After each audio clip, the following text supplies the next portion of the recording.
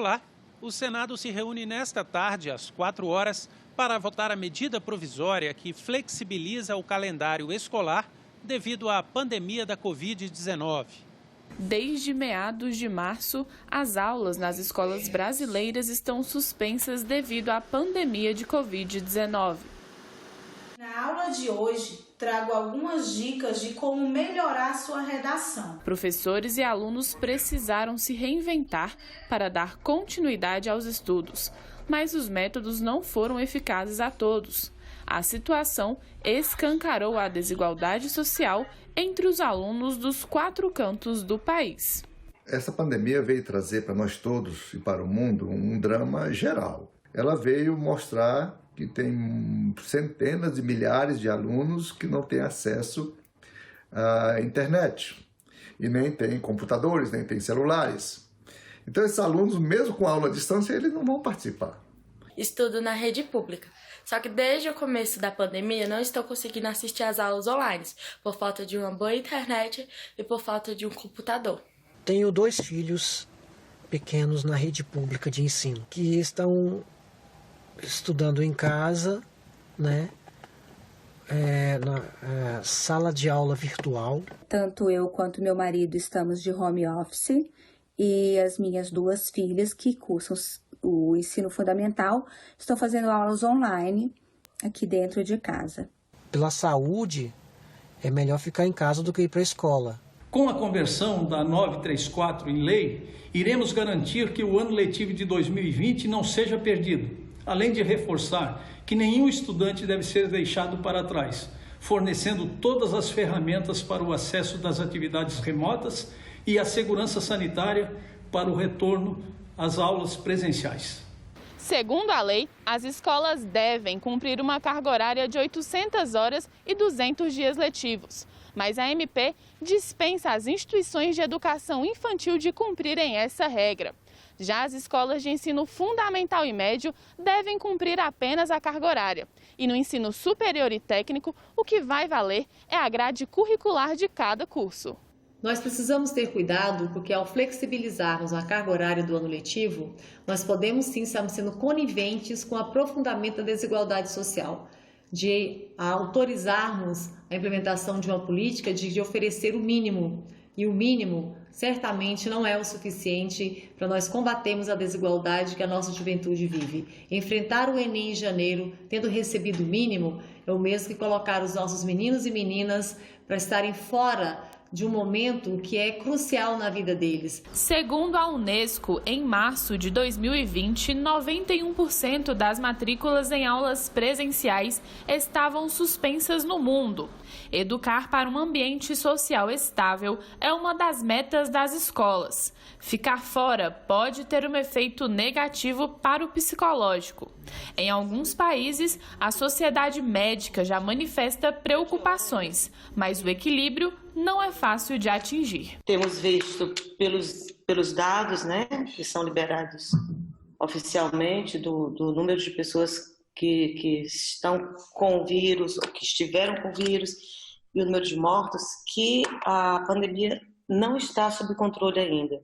Voltar as crianças para as aulas nesse momento, eu acho muito arriscado.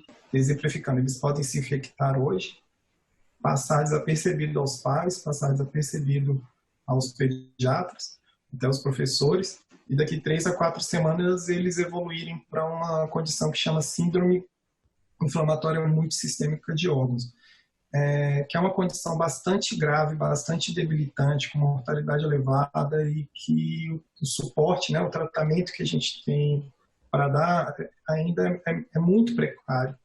Alunos descalços, recreio A2, rodízio de aula presencial e online. Essas já são algumas medidas tomadas em algumas escolas do país, mas ainda não há consenso entre pais, alunos e professores. Entretanto, na maioria dos estados brasileiros, já existe previsão da volta de atividades presenciais. Cada escola começou a inventar seus programas, seus modelos, suas aulas, suas videoaulas, enfim, seu Zap, enfim, 1000 modelos diferentes, mas nenhum avaliado bem, não tem nenhum consagrado, nenhum consolidado cientificamente. Em função da pandemia, criou-se um mecanismo que vai atrapalhar o acesso, e atrapalhando o acesso atrapalha as instituições de ensino e os estudantes. Então a gente está reivindicando ao Senado uma emenda para que seja corrigido esse erro. E o plenário virtual do Senado aprovou nesta quarta-feira a medida provisória que estabelece critérios para os repasses financeiros ao setor cultural, previstos na Lei Aldir Blanc. Sancionada em junho, a lei estendeu o auxílio de R$ 600 para os trabalhadores da cultura. A medida provisória estabelece que o Executivo vai elaborar um regulamento para definir o prazo e a forma do repasse pela União dos 3 bilhões de reais destinados a estados e municípios para apoio ao setor cultural. O dinheiro já está previsto na Lei Aldir Blanc, sancionada em junho. Essa lei criou o auxílio emergencial de R$ 600 para trabalhadores da cultura e previu recursos para a manutenção de espaços artístico-culturais. Ao sancionar a lei, o presidente Jair Bolsonaro vetou o trecho que tratava do repasse do dinheiro a governadores e prefeitos. O objetivo da MP é esclarecer como serão feitas essas transferências.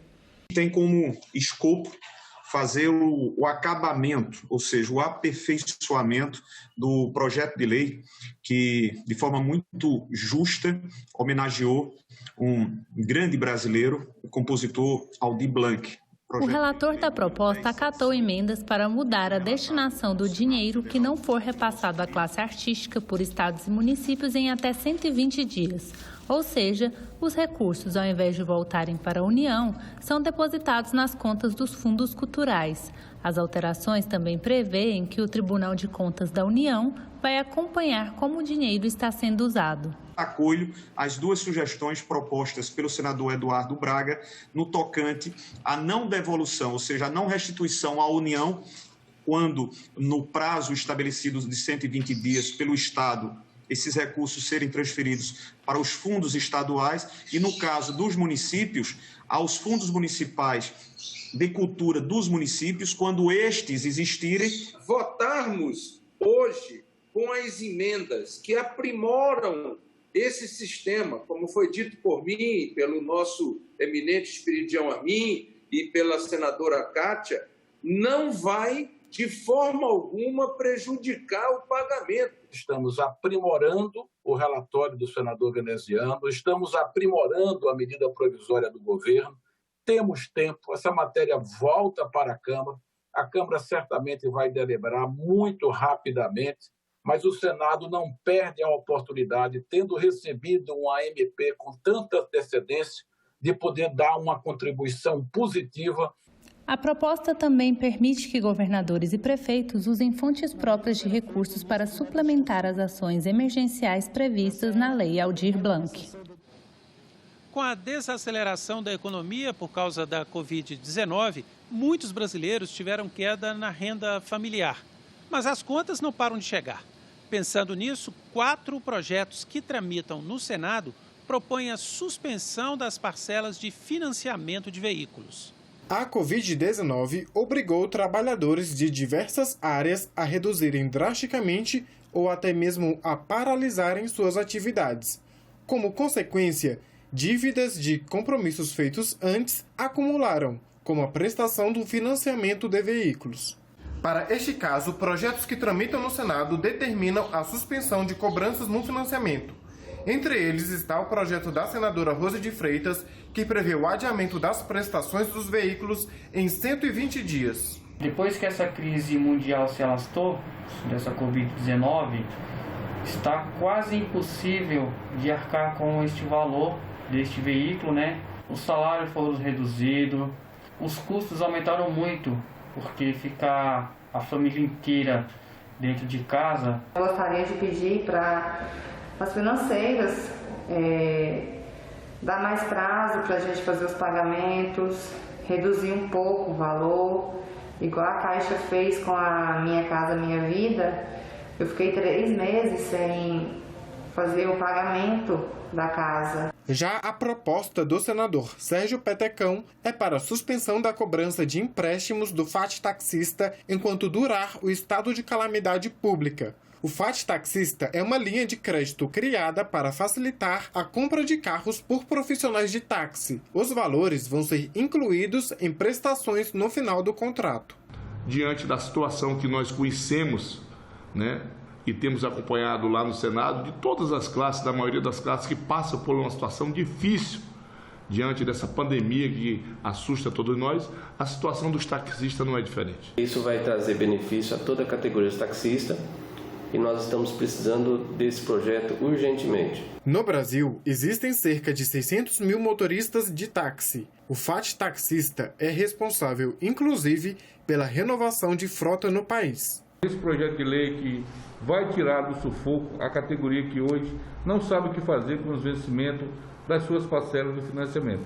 Muitas famílias têm o táxi como a única fonte de renda e não temos passageiro. Os passageiros sumiram, os poucos passageiros que tem, os taxistas concorrem, infelizmente a gente acaba não conseguindo ser o suficiente nem para pagar as despesas do dia. Outros 2 projetos dos senadores Jader Barbalho e Zequinha Marinho propõem a suspensão por 6 meses e sem acréscimos de juros e multa da prestação do financiamento de veículos utilizados a trabalho por motoristas de transporte de passageiros, o que inclui taxistas e motoristas de aplicativo, por exemplo. Esse é um segmento que está sofrendo duramente com a pandemia, porque o serviço parou.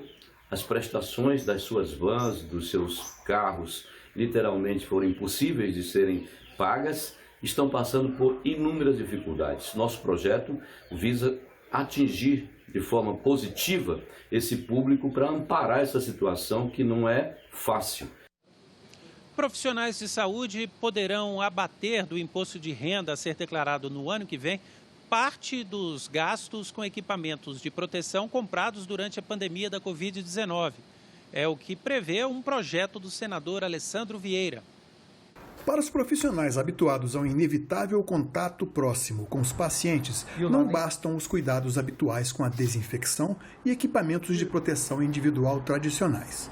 Em tempos de coronavírus, é necessário um novo protocolo. Normalmente a odontologia sempre teve esse cuidado, por ser uma área que entra em contato com muitos contaminantes, via saliva, via sangue. Então, por a gente estar sempre muito exposto aos micro-organismos, em geral a odontologia sempre teve muito cuidado com os EPIs. Porém, no período pandêmico foram adicionados alguns EPIs para intensificar essa proteção. Então, dentre eles, a gente sempre usa touca descartável, que antes a gente podia usar toucas de tecido, não tinha problema, então a gente usa touca descartável, óculos, máscara N95, que é uma máscara que protege muito mais, ela tem um poder de filtração muito maior do que a máscara cirúrgica convencional, que era utilizada no período pré-pandêmico. Além disso, a gente usa ainda um face shield, que é um protetor, um protetor facial, que serve para impedir, principalmente os aerosóis, que a gente está muito exposto ao fazer os tratamentos odontológicos, além do capote descartável, que vai por cima do jaleco de tecido, ou alguma roupa impermeável, um pijama cirúrgico, e o uso de propés. Então, esses custos, além de outros EPIs específicos para o atendimento odontológico, levaram a um aumento nos custos dos atendimentos por paciente. Em geral, esse aumento de custo por paciente foi cerca de R$30. Em relação aos agendamentos, a gente teve que fazer algumas mudanças também. A principal delas é que agora a gente atende pacientes entre 1h e meia, o que antes era feito entre 30 a 40 minutos, agora a gente deixa um intervalo bem maior por 2 motivos. Primeiro, para evitar aglomeração na recepção e também por conta da desinfecção do ambiente. Então, assim que o paciente acaba o seu atendimento, vai, e sai do consultório, a gente precisa trazer a equipe para fazer a desinfecção do consultório. Então, por isso, a gente precisa de um intervalo maior. Além disso, nos agendamentos, a gente colocou um espaço bem maior para evitar que pacientes fiquem aglomerados na recepção. Segundo um projeto do senador Alessandro Vieira, dentistas e profissionais da área da saúde poderão descontar no Imposto de Renda 2021 até R$ 1.045 gastos com equipamentos de proteção individual. Diretores da Instituição Fiscal Independente do Senado estão lançando um livro que explica em profundidade, mas de forma didática, o desafio das contas públicas no Brasil. A obra já está disponível como e-book e será vendida na versão impressa a partir de agosto. Reforma da Previdência, gastos das áreas sociais, política fiscal, desonerações tributárias do país. Temas áridos, mas, quando explicados de forma didática, podem ser compreendidos até por quem é leigo no assunto. E é esse o objetivo do livro Contas Públicas no Brasil, uma coletânea de artigos e ensaios organizada pelos diretores da Instituição Fiscal Independente do Senado, Felipe Salto e Josué Pellegrini. Chegamos à constatação de que a população deveria conhecer melhor as contas públicas no Brasil, né? Conhecer como ela funciona, e quais são os principais problemas, propostas de correção, né? E com essa constatação surgiu a ideia de fazer o livro, né? E justamente ao ter essa preocupação de alcançar um público mais amplo, a nossa preocupação sempre foi a de que fosse um material didático, né? De leitura relativamente fácil, não necessariamente para economistas, né? ou especializados, né? E também, ao mesmo tempo, além de didático, que fosse algo com uma certa profundidade. É importante notar que esse livro não é um livro de conjuntura apenas, quer dizer, não trata desta crise que nós estamos vivendo, mas ele vai ser muito útil no após-crise para que se possam discutir os grandes temas ligados a essa questão da economia do setor público, do financiamento das ações do Estado a partir do ano que vem, quando a gente vai ter uma dívida pública bastante elevada, que pode se aproximar de 100% do PIB. A obra foi dividida em 4 eixos e recebeu a contribuição de autores como o ex-presidente da República, Fernando Henrique Cardoso, o ex-ministro da Economia, Mailson da Nóbrega, e o jornalista Ribamar Oliveira. O primeiro bloco é mais geral, né? Tem temas como o tamanho do Estado na economia, o federalismo fiscal, a política fiscal, né? O segundo bloco já vai mais para o lado das ações do Estado, né? Pelo lado da despesa. Então tem questões de reforma previdenciária, reforma administrativa, gastos com saúde, com educação, gastos sociais, né? Subsídios, desonerações tributárias. Isso no segundo bloco. O terceiro bloco já tem o lado do financiamento do Estado, então tem questões relacionadas à tributação e à dívida pública, né? E por fim tem o quarto bloco, que são tópicos especiais, né? Tratando de assuntos diversos, sempre na área fiscal, como regras fiscais, instituições fiscais independentes, que tem em vários países, não é só no Brasil. Certamente esse livro deve ajudar no debate público, e a gente espera que seja mais uma colaboração nossa, claro, do Josué Pellegrini, minha, mas também da Instituição Fiscal Independente, para ajudar a estimular o debate a respeito desses temas tão importantes no Brasil. Nós ficamos por aqui. Você pode rever as reportagens desta edição na nossa página na internet, senado.leg.br/TV.